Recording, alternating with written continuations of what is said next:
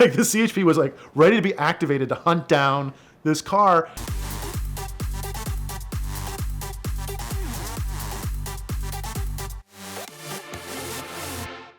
So I did that video on the Whittington brothers, 935 winning Le Mans, and the story actually continued after that.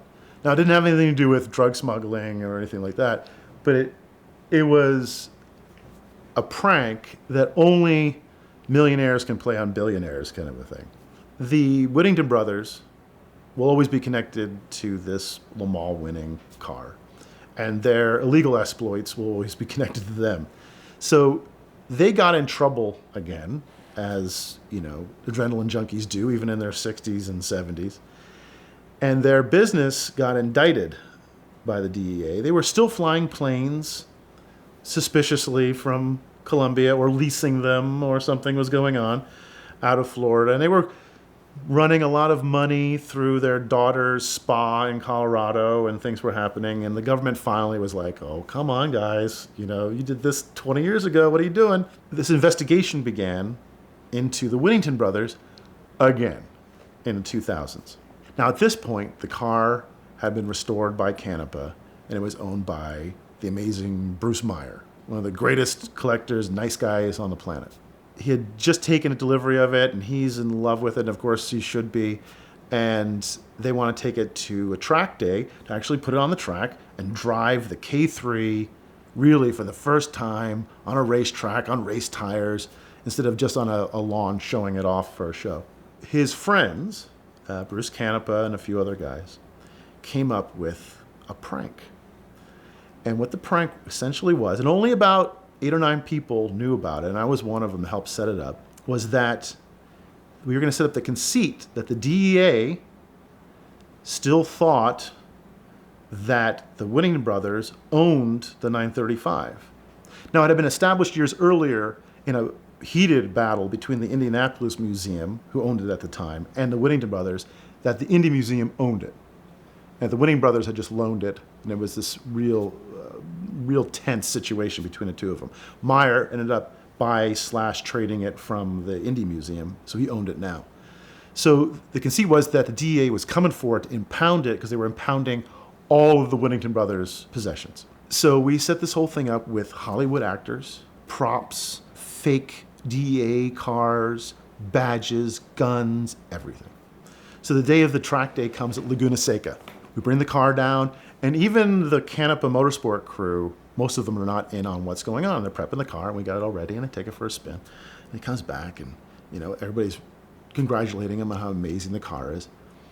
Then down through the paddock pulls 2 black Dodge Chargers with no license plates, and a black Suburban, and a flatbed truck.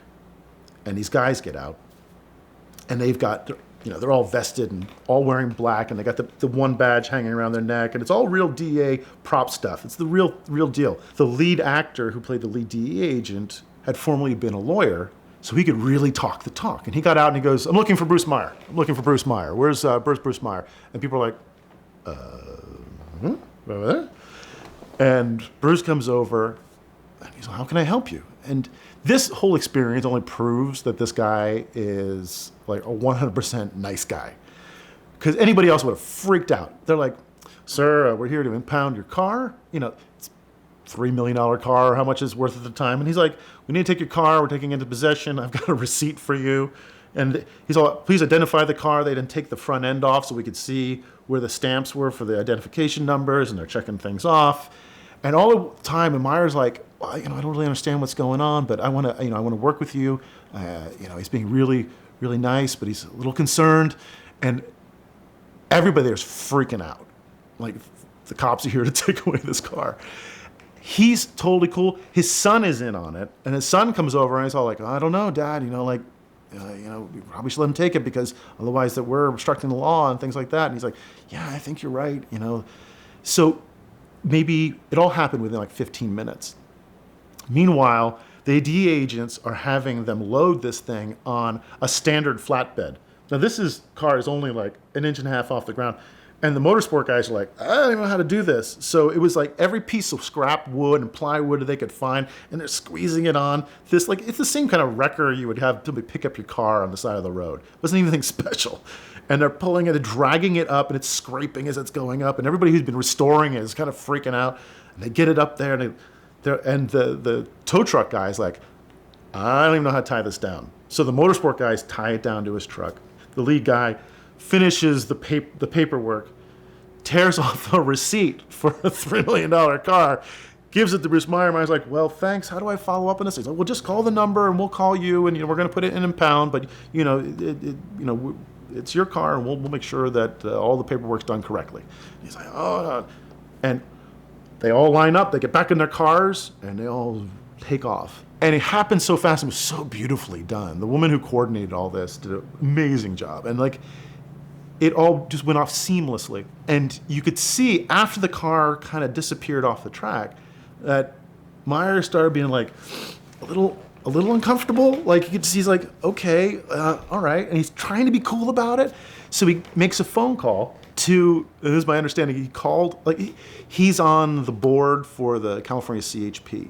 And I think he called the head of the CHP, the general of the CHP, or whoever that person is, and be like, does this sound right to you? Because, they impounded my car, and apparently the guy's like, no.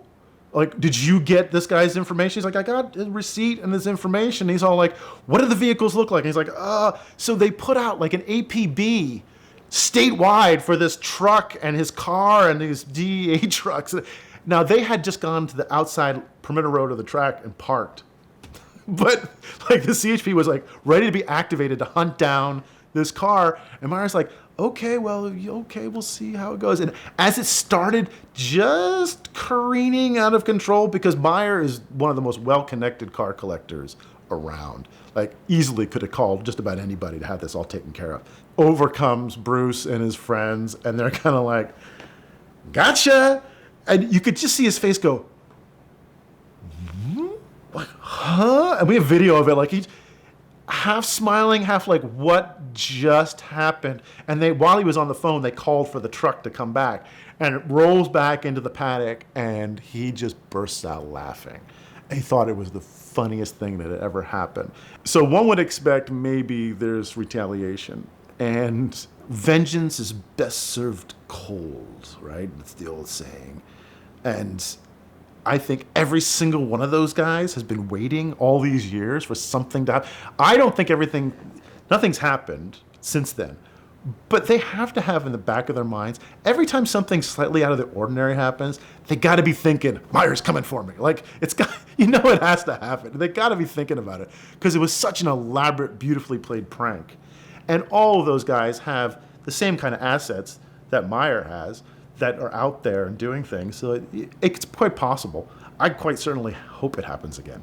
This prank cost $50,000 if it was a penny, just to have fun and play with Bruce Meyer. But it was hilarious. I mean, that's how millionaires play pranks on billionaires. You just steal their $3 million car and then maybe give it back.